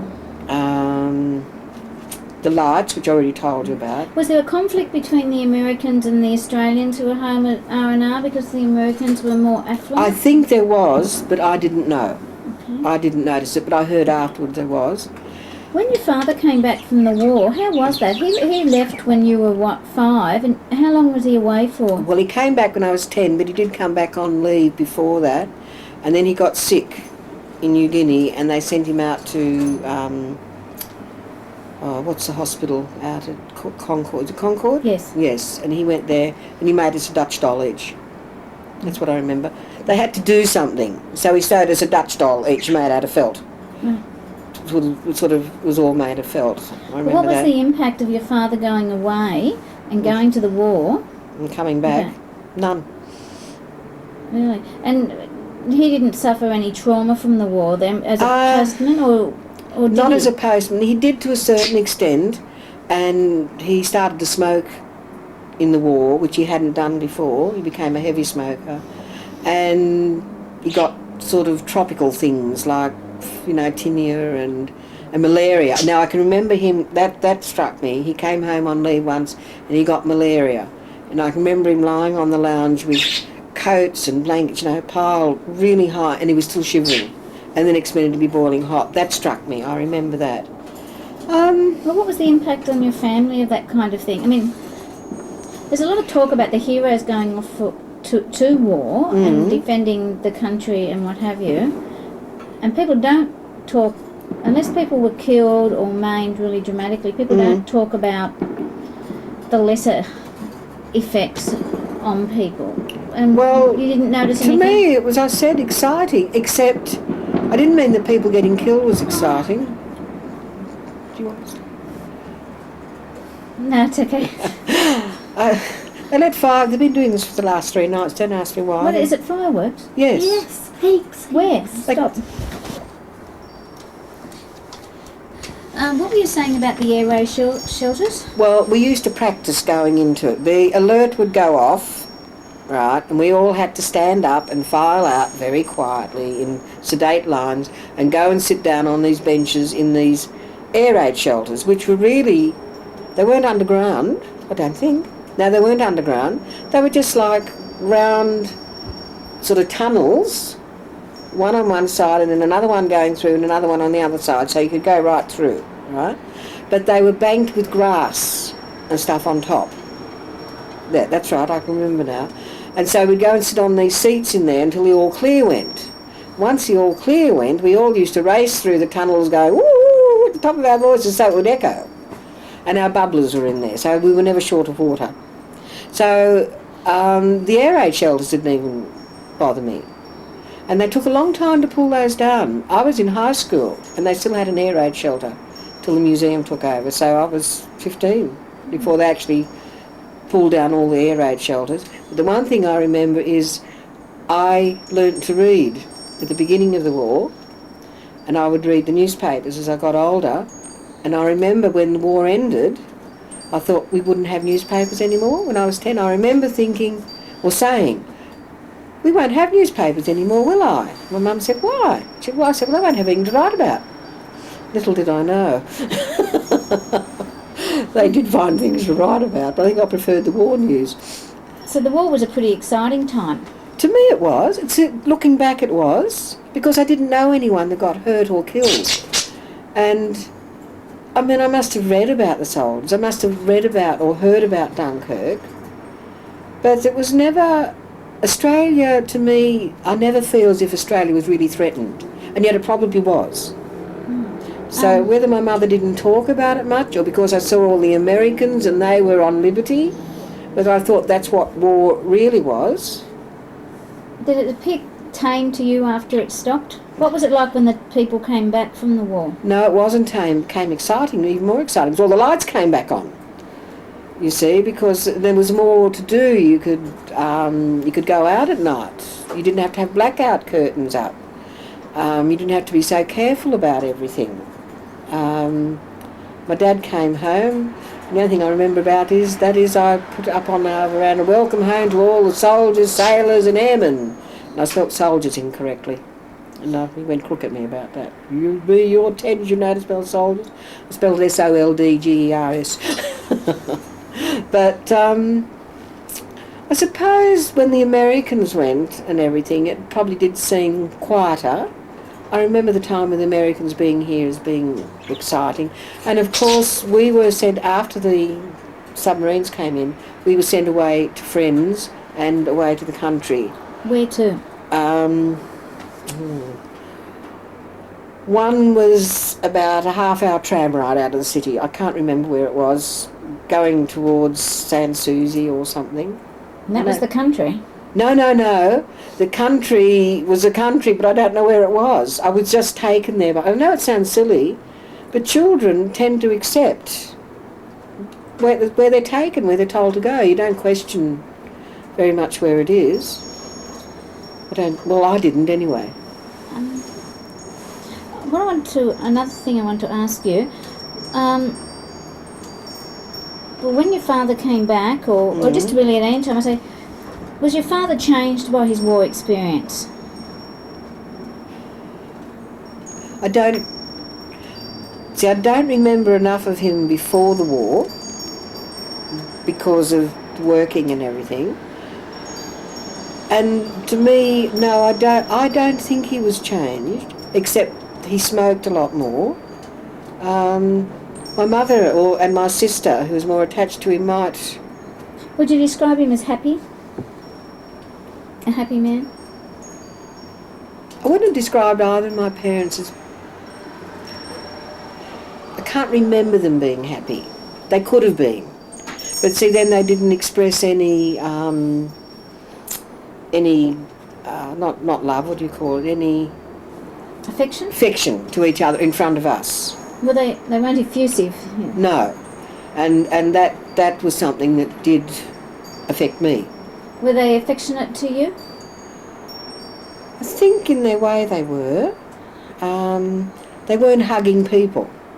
It's taken me until about the last 5 or 6 years to be able to give anyone a hug or anything before I just stiffen up. And I don't think that was their fault. I think it was the way they had been brought up. And discipline of children. As I said, children were seen and not heard in those days. I don't know about in all families, but in ours. And as I said, I lived in a world of books. Coming back to that again, I think I tended to shut out a lot of things. That's probably why I don't remember. I remember being chased by a cow and saying, the bull's going to get me. When I was in the country, I was scared of the country. Because I hadn't been to the country before. I was scared of the country at first. Then I liked it. Back in Woolloomooloo, what was the ethnic mix in the area? Or the demographic? Stop. Oh. Sorry, were there any Aboriginal people in the area? No, not that I remember. And I think might have been predominantly Italian when I'm thinking of faces. Were there Italian fishermen living in Woolloomooloo? Quite possibly. You don't remember any? I don't remember. I know there were fishermen, and I think, thinking of the friends that I played with and other people, I think they would be about the only ethnic people would be Italian, I would say, and the rest would be what you call Australian. I know not Aborigines. Anglo-Saxon. Caucasian. Yeah. Anglo-Saxon more. But you can't definitely remember any Italians? Oh, yes. The family, one of the families, they were called the Ambles. I don't know whether that's Italian, but they were Italian. And her father always used to say, my friend's father always used to say, when I am dead, I do not want any flour on my gravy. He really meant he didn't want any flowers on his grave. Well, who were your friends? Well, a group of kids, there was a large family called the Ambles, and they ranged in age from about my age, which was about 6 at the time, right up to 17, 18. And we used to run around with them a lot, I guess, and a family lived just at the back of us where you could walk over the roof. There was 2 boys and a girl there.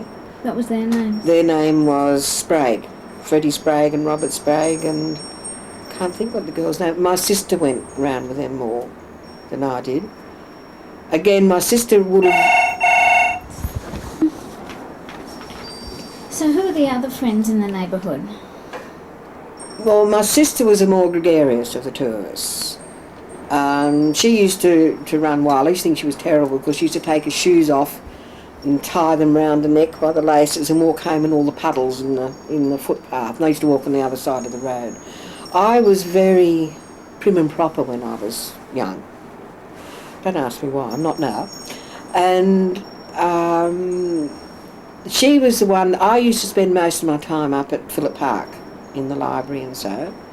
You've got me going now. I must find out actually who still runs it, because I know it's still going. And we were on the radio in that once too, I remember, with my friends. You were? Playing spoons. We played nursery rhymes and we all had spoons and forks to play. And it was on the radio. I remember that. And so we used to sort of run like the Ambles and the Spragues and another group of girls who lived up the street, who were about our age. We used to sort of go around together, collecting bottles, because you got money back on bottles then, so... Did you have to give that money to your parents? No, we didn't. No. It was only when we were actually earning money. Now, that's why I think we didn't have to, but I think it was an expectation, not of my parents, but an expectation of the area. Anyway, with your... So you collected bottles with your friends? Yes. Did you collect anything else, or...? I think it was only bottles that made money. Only the money in the sand from the tumbling. And what else would you do with your friends? We'd go down mostly to the, like I used to say before, fishing. Did you swim at the Boy Charlton pool? Yes, I think we did. Except I had a bad experience there with a flasher, and luckily someone came along. By then I knew something was wrong, and so I went. And I don't know whether I went down there for a while. My mother will have a fit when she sees this, because I've never told her all these things. Not that it matters. So I guess in a way we weren't a gang. We just all knew each other, and we used to go to Phillip Park Library, and there was you could make puppets there, and I met a lady, Edith, can't think of the name, but she was in head charge of the puppet guild until she died, and I used to help her. I used to paint backdrops and help her with puppet shows at the town hall and birthday parties, and that's when I saw how the other half lived. Couldn't believe these big. It's 4 small rooms, right, 2 up and 2 down, a backyard that wasn't as big as this room, and I used to go to birthday parties with her, because they were rich houses, you know. I think I used to stand there like a country bunker with my mouth open. But I used to help her do the puppet shows because she thought I did it quite well and she needed a helper. And she used to pay me, I think it was 2 and 6, which was quite a bit in those days. And that I kept to myself. That I didn't have to give to my mum or anything like that. Edith Murray, you might have heard of her. She started the Puppetry Guild, and she used to have a place on the North Shore where she taught puppetry and gave puppet shows. She's well known in the puppet world. And I did that from about the time I was 12 until I was 14, I think. But I was actually doing it with her before that. I can even remember some of the plays we used to do, like Villikins and his Diner. And I don't mean the diner that you eat at, I mean Diner the person, the name. And that I enjoyed. And going to the town hall was great too, for Safety Week. And what would happen there? Well, she'd have this big puppet theatre. It packed up into about the size of my coffee table there, and about that thick. And when it opened all out and she put it all together, it was a great big puppet theatre, which was big enough for two. And she could let down a part and have marionettes as well. But I didn't do marionettes. I did glove puppets. And she'd give me the easy parts to do. And I'll never forget Good King Wenceslas. I can still remember all the words. And I painted the backdrop for that one. It seems as though you had a very rich cultural life. I think I did. I think it was more of my own making than the actual area. Were there places that you were not allowed to go? Probably not into other people's room. Or people you had to avoid? We weren't told specifically, but I guess we knew we shouldn't. But no, there were. I don't know whether there were no restrictions because my mum was at work, or whether there were restrictions and I don't remember. I remember having a very free childhood, in that we could go mostly anywhere we wanted and not be afraid, except, I said, just, you sort of got to know certain people because you saw them so much. Who was this tumbler that you're talking about up at was it the Domain? I don't know who he was. He was one of the derelicts. Oh, really? Yes. We should have known better, but he used to keep loose change in his pockets. And he used to do somersaults and things? Yeah, on the kids' bars. We used to encourage him to. Show us how, mister.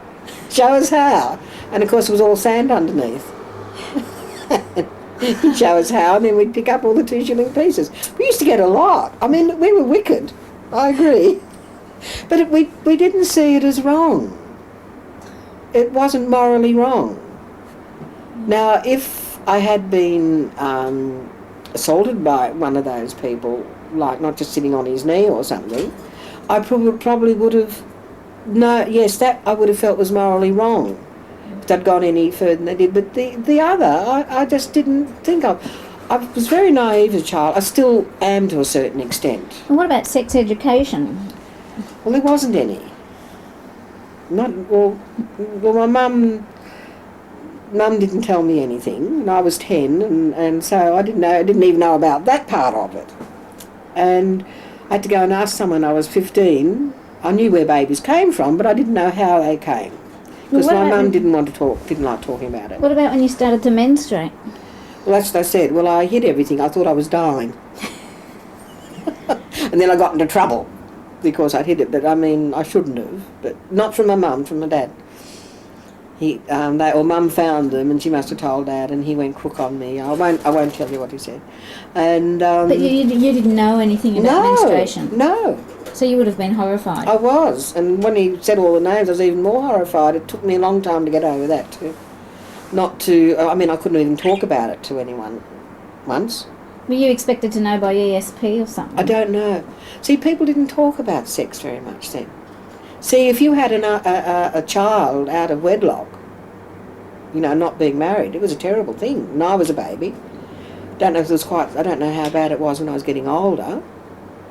But if someone was having a baby and they weren't married, Woolloomooloo, I don't know. But it wasn't, it was the wrong, that's why there were so many adoptions then. Because it was the wrong thing. But why didn't your mother tell you? Oh, you don't know why you didn't know? Presumably she would have known that you would be due to menstruate. Well, 10 was a bit young, I think. Did you start at 10? Oh, heavens. But Yes. I shouldn't have got into the trouble from my father. I did, because I didn't know about it, and because of the connotation he put on it, I had a bad connotation. But I did tell my younger sister, that's Elizabeth's mum, when she was about 11, I said, what did she know? And by that time they were giving sex education in schools. They were probably giving a bit, because you've seen that woman, you know, with a hat with a little veil on that says, now, what have we here? Ovaries. Can you all say ovaries? Haven't you seen that film? No. Oh, it's priceless. You must, I don't know where you get hold of it, but it's been on the television a few times, and the education department's probably got it. Or it'll be in the film archives for sure. It is priceless. You really should. She's a lady there with a hat with a little veil over her face, and it would have been, I think it's in the 40s or 50s, and she was all dressed up, you know, as if she was going out in the street, and there were just these outlines, nothing really on them, and she gave them all the names of the parts and had them repeat it, and that was sex education. And if you see, it's hilarious. Well, tell me about your school experience. Did you do well at school? I did well, but I just did well because I like school. If I liked the teacher and the subject, I did well. And so what was your school experience like? I enjoyed it. I always liked school. Well, can you... any notable teachers in your life? Yes. Mrs. Pearson. I even wrote her name on a wall. At your school experience? Yeah. I enjoyed school. I enjoy learning. I'm curious. I could read before I went to school, which was a bit of a pest because we had to go through the readers. And I went through, and we used to have the red reader, the blue reader, and the brown reader, and the green reader. And I went through all 4 in the first month. You were supposed to go through those once every 6 months. 1 every 6 months. So then they used to give me other books to read because, I mean, they were no use to me. And I used to love the school magazine. And I'd always read that. Well, you know, as soon as it came, I'd devour it. And where it took everyone else a whole month to get through it because we were asked questions and that. But to me, it was wonderful. So I think I've always been a curious child. That's why I enjoyed learning. How did you learn to read? I don't know. My mum said I just learned to read. Did she read to you bedtime stories? She must have. I don't remember. I really don't know how. She just said I was always carrying a book and I could read when I went to school. Okay. So your school experience, the basic... Well, we're happy except for peer group. With people not happy, with school, yes. With my peer group, no. That would be my worst memories. And what I were would the say. teachers like to you? Did they respond to you as a bright child? I never remember having any trouble except this one teacher was, when I was in 5th class, I was at Darlinghurst, was very, very nice to me and used to listen to me and talk to me. And so I responded to her very well, and I came second in the class, where normally I was around about the 10th. And anyone that was sort of kind to me or anything like that, I responded, and then I'd try and do my best. And if I tried to do my best, I did well. And I always loved writing stories. I never even got any of my composition books. The teacher kept them all. And that's where I say my niece, I think, gets from, because I've always encouraged her to do that. I think I just enjoyed learning. It didn't except maths. I didn't hate arithmetic, as they called it then. Hopeless, still am. But in English and things like that, I just loved. Getting onto the neighbourhood generally, what smells can you remember of Woolloomooloo? Well, mainly of the sea, of the water, and the horse manure. And the smell of the horses themselves, not as a bad smell, but just the smell of them, because they used to sort of, you know how they go like that and sort of breathe down through their whiskers, and it was sort of a hay smell, you know, where they'd been eating the hay. It was all fresh, it wasn't horrible, and only the doings were. And the sounds of seagulls, and when I was very, very small, being down in the botanical gardens, you know how they've got a seawall? Well, the lowest part of it I couldn't see over, but I could hear all this swish and the boats, and I thought something wonderful must be on the other side. And one day I stood on tiptoe and looked over, and all it was water on the harbour bridge. So I was very disappointed because I thought it was a magical world because of the sounds and the smells. I could smell the sea and I could hear the splash against the wall, and I couldn't see what it was because it was a little grating, but it was too low for me to see through. I must have only been about 2 then, so that would be one of my earliest memories, I would say. Did you spend a lot of time in the botanical garden? Yes, yes, we did. It was more our playground, that and the domain. You would have known it very, very well. Yes. Of Yeah. the secret places. Yes. We're the place to hide in when you're being chased. Did the gardeners like you? Not very well. Did you know them? No, not really, because we're usually running from them. You never befriended any and talked to any when they were gardening? No. No. It's funny that you didn't have a... No, because we used to get up to mischief more than anything else. So I said we went round in a big gang. I suppose you would call it a gang, but nothing like a razor gang or something, just mischief. And I can't remember seeing many gardeners, only those chasing us. Did you make cubby houses? And Yes, yes, we did, in amongst all the exotic trees. But no, I don't remember seeing many gardeners. And actually, if you walk around now, you won't see many gardeners.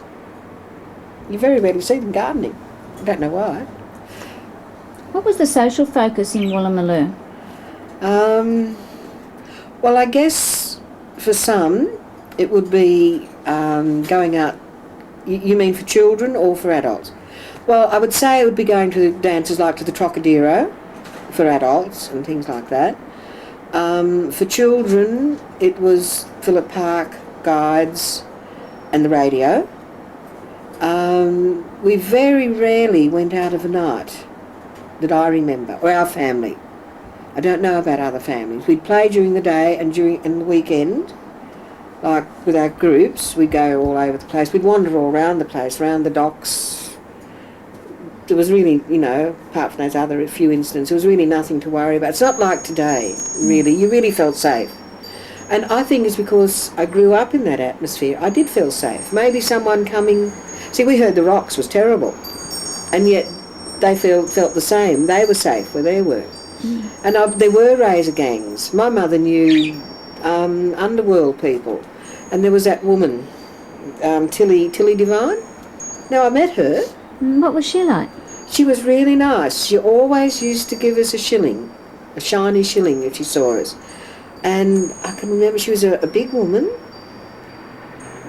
and she had black sort of long hair. I'm just trying to picture her now. And she was up, must have been at the cross somewhere. And I remember it was a group of about 6 children, and she said hello, and she was really nice. Where did you meet her? Up near the cross somewhere, because we used to go up there too. And she gave us all a shiny new shilling. And that was another thing we had as children, that I talked about all the Christmas things. A lot of the car people there, and that used to give us a shiny shilling in a pay packet, an ice cream, a not blown up balloon, and a cake we got. Another one used to give us a proper party. Who was this? It was one of the like Dodge cars or something. To the kids of Woolloomooloo? Yes, just Woolloomooloo. Because we were in an underprivileged area, we really had a lot. And did you ever feel... and they gave it to you because these were the sort of the slum children? Yes, but we never felt that. We thought it was wonderful. For the shilling and that, we used to line up and you were each given an ice cream, and then you went up to the next one, you got a cake, and you went up, we might have even got a chocolate. Another one used to give us an actual party. Did you ever... But that stopped when I was about 12. Yes, and did you ever have do-gooders or social worker type people coming down to Not that I know you? of. Or did you ever feel patronised by that kind of Not that I thing? remember. And my mum took me to a social worker because she couldn't handle me. And I thought she was wonderful. See, anyone who gave me attention, I thought was wonderful. So probably my behaviour was attention seeking. When I was doing things that I shouldn't have been, like at home, like my mum said I was rebellious and that. I would say it was attention seeking that I was really doing, because that went right up into my adult life, that happened. But she was not. In fact, I still have a book, it's called the Sowett book or something, that's about from the 1920s that she gave me. not that I was in the 19th, but she had it in there, and it was from the Family Welfare Bureau. That's what it was called. And it was in Martin Place, and it was built on a little strip of land about as wide as this sitting room, of wood. It was quite a valuable piece of land, I guess. There's something built on it now, and I can remember because I remember it being pulled down. And that was where the Child Welfare Bureau was. And my mother took me up there for counselling.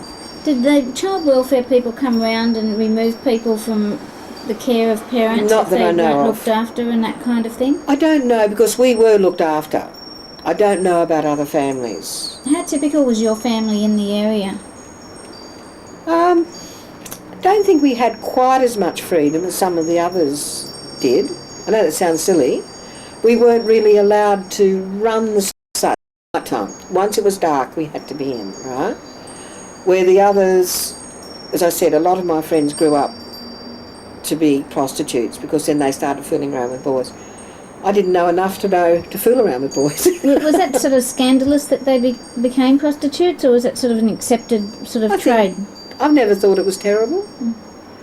I mean, I didn't want to do it myself, but then that could be my character as well. Other people choose what they do as long as it doesn't harm anyone, as long as they don't harm me. But was it accepted in the neighbourhood as an acceptable sort of thing to do? Well, I accepted it. But whether my mum did, because a lot of these things I'm telling you, I've never actually talked about with my mum or anything like that, you see. So I don't know.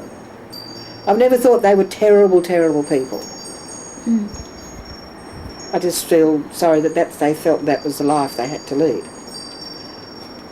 But as a child, no. I didn't even know what prostitution was.